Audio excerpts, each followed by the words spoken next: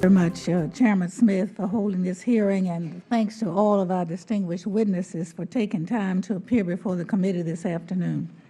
Improving STEM education in the United States has been a major focus of mine since before I came to Congress.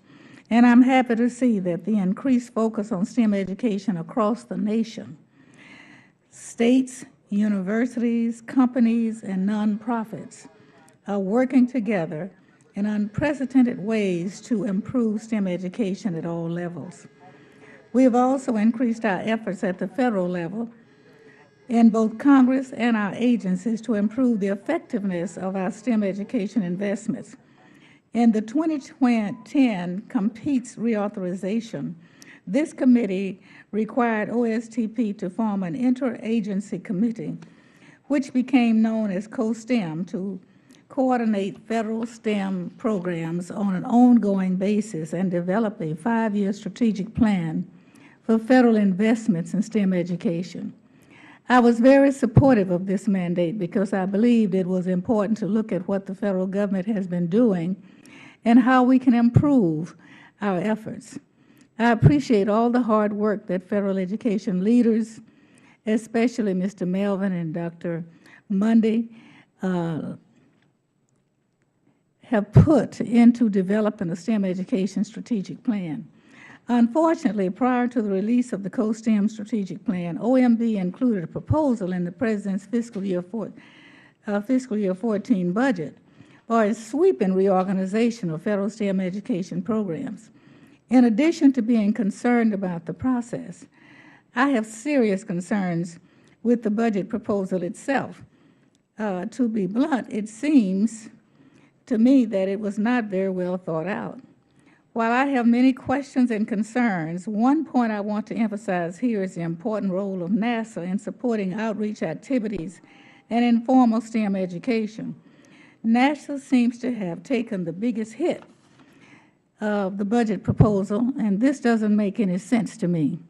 I have visited many classrooms in my home state of Texas, and I can tell you there's nothing that can replace the excitement for kids of hearing directly from a NASA astronaut or visiting a NASA facility. Since the 1960s, NASA has been key in encouraging students to study science and engineering, and I hope we don't do anything to compromise this. That's just the beginning of my own concerns. And I'm sure my colleagues on both sides of the aisle will have many questions about both the process and the specifics of the budget proposal. But in the end, all of us today share the same goal of improving the effectiveness and efficiency of federal investments in STEM education. We've been investing a lot of money in many programs over many years. And while there are many positive anecdotes and some programs that have been evaluated vigorously, we are falling much too short on evidence and accountability. This also applies to the programs to increase participation in STEM by females and underrepresented minorities. It's not enough just to fund these programs. We need to ensure that they are effective.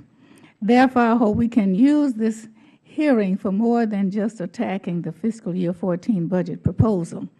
The 5-year strategic plan that we just received on Friday, after much delay in a separate document, and hopefully one that stands on its own and remains viable, even if Congress refuses to support the specifics of the fiscal year 14 proposal. My hope is that the CoSTEM strategic plan can serve as a new starting point for more sensible and well thought out implementation steps in fiscal year 15 and beyond. And I look forward to discussing this further with the panel today. It is our responsibility on this committee to work with the agencies and the stakeholder groups to make sure that CoSTEM process we required and Competes is successful. I want to thank Chairman Smith again for calling this hearing, and the witnesses as well for being here, and I look forward to your testimony and a productive discussion. Thank you, and I yield back. Okay.